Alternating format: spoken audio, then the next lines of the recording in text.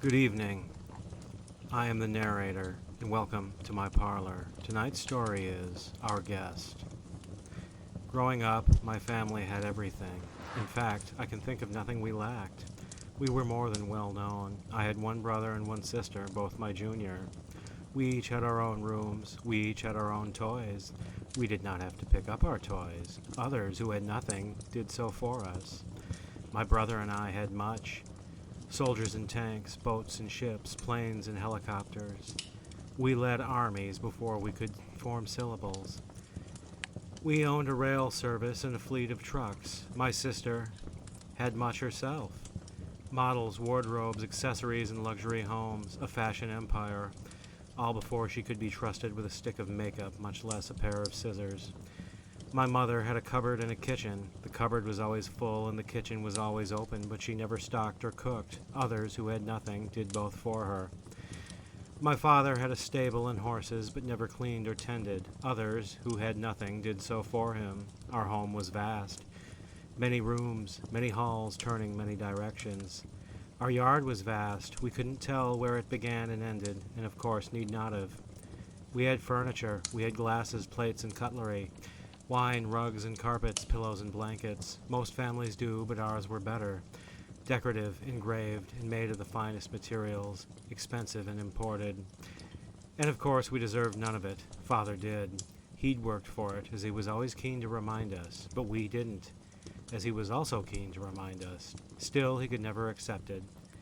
He never said this, but we knew it nonetheless.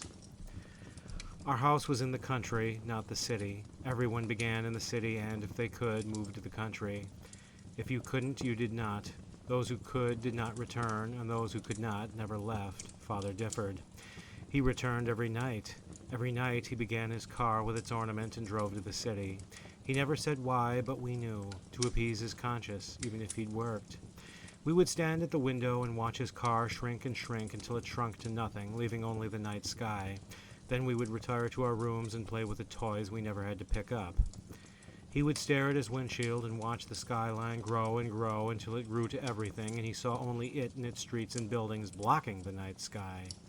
Then he would go forth and help strangers we never saw. We could guess from hearsay their appearance: clothing stained from not being washed, faces dark from not being washed, bodies thin from not being fed, and throats parched from lack of water. We never saw him with them, but we could guess from hearsay what they looked like: clothing clean from being washed, faces clear from being washed, bodies fattened from being fed, and throats moist with water. This did not solve their problems.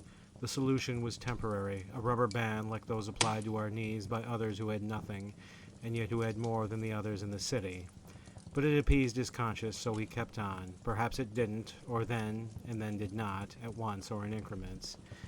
Maybe the fact grew stronger, more insistent, because one night he did something more. On that night we had stayed up playing. We heard his car, and then it pause, and its doors open, and then the door to our home open. We went to greet him before retiring.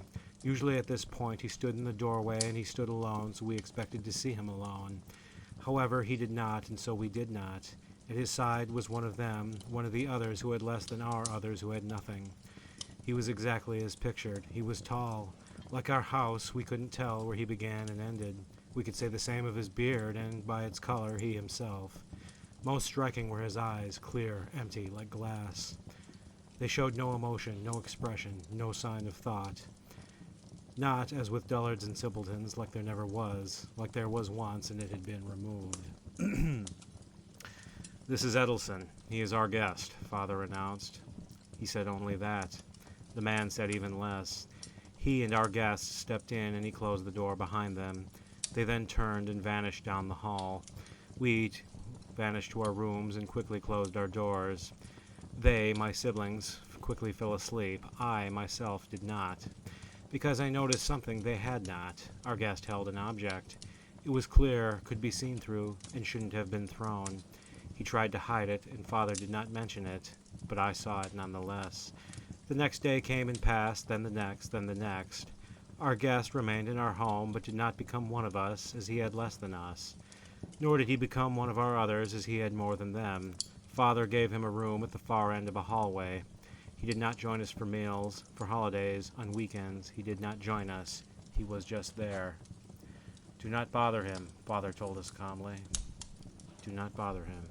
That was all. My siblings didn't care, as they were not affected.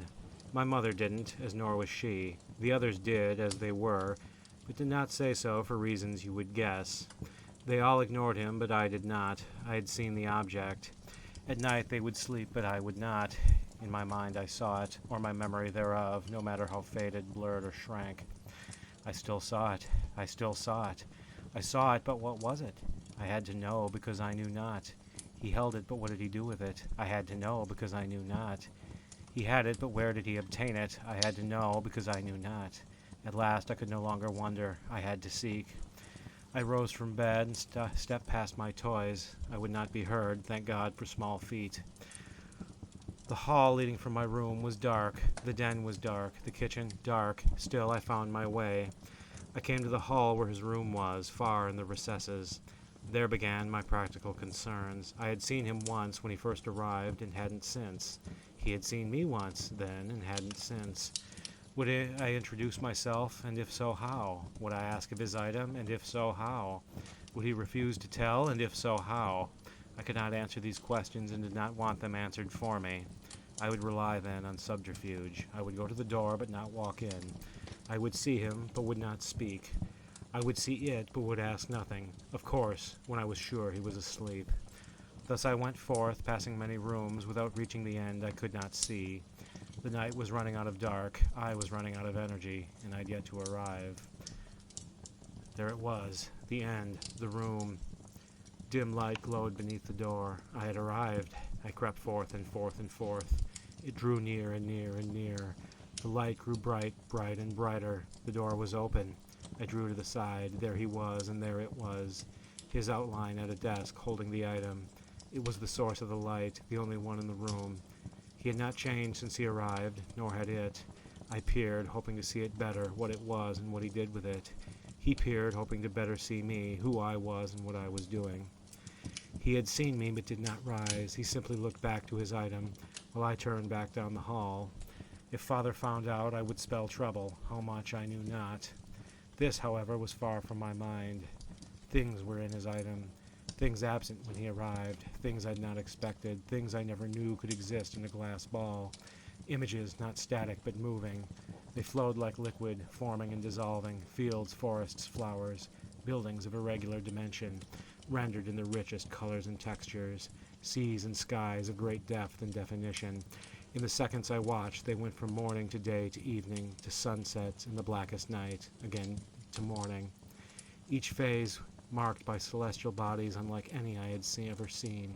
Suns and stars, and not one but many moons, all of strange alien dimension. When watching, Adelson's eyes were not the empty vessels they were when he arrived. They gleamed, they glowed and sparkled, as much a part of the show as the scenes themselves. I lay in bed, gazing at the ceiling, my eyes as scorched as his in daylight. I had seen more than before, but knew even less. I had seen more of him and knew nothing. Inside it, there seemed a fluid that moved without being moved, that shaped without being shaped, formed without being formed. He stared at and into it. Either his mind was blank or filled with things beyond my comprehension. As I drifted off, I yearned for answers. The next day, as we ate the meal the others had made, Father looked at me. He had before, but never like that. He noted me, and I it, and neither of us spoke. Days passed. Things went as always. Our guest remained in our home without becoming us or the others. Weeks passed. Things went as always. Our guest remained to the same effect. Months passed, and things went as always. Our guest remained in the same. Years passed. Things went as always. Our guest remained, having never become us or the others. He did not eat. He did not clean himself. It was like he needn't have. We all noticed but did not ask. Mother clearly disliked this, sought him gone. She said so often, but never to Father, the only complaint she did not. My siblings agreed or pretended to. I did not, but feigned otherwise.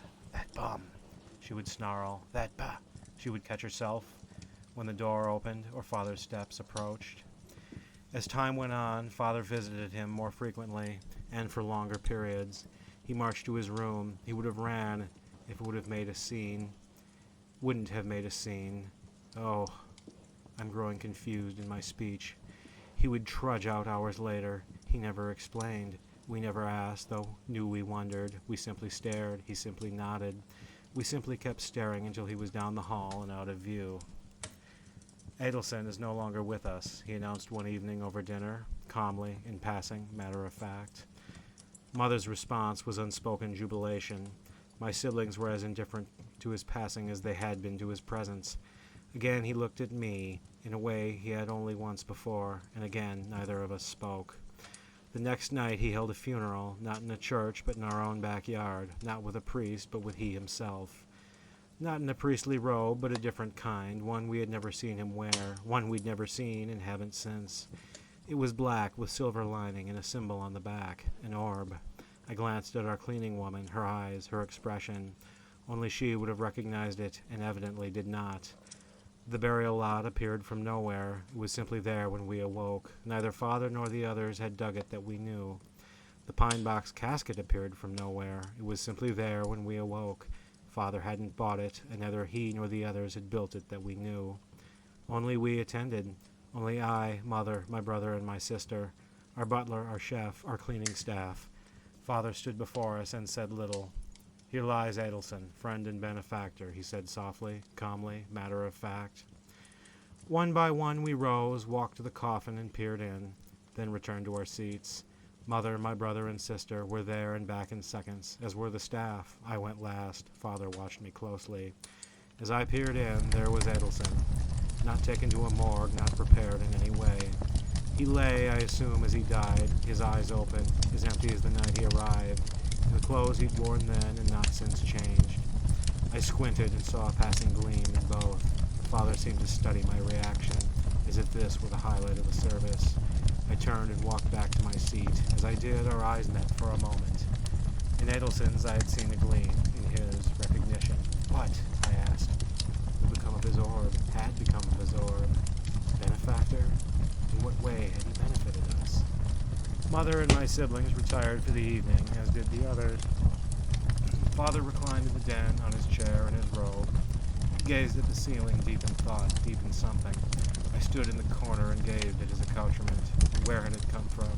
And what was it for besides funerals? At last he acknowledged me. Son, he began without looking. Yes, I have something for you. He rose and vanished down the hall. I listened to his steps. He was en route to the room that had been Edelson's. There he returned, holding a small cardboard box. He had but one last wish, that you have this. He removed the lid and gently laid it aside, then beckoned me forth. I obliged and peered in. It was a ball, made of glass, as clear and bottomless as its owner's eyes. I pulled it out and into the air, then looked to Father. He looked to me. Our eyes met, and he nodded in approval. I turned and started down the hall. Toward my room, I knew not if he stayed and watched, or simply retired for the evening. My surroundings seemed to vanish, if only in importance. I came to my room, opened my door, and closed it quietly behind me. Then I gently lay the orb on my nightstand and knelt before it. It was the first of many nights.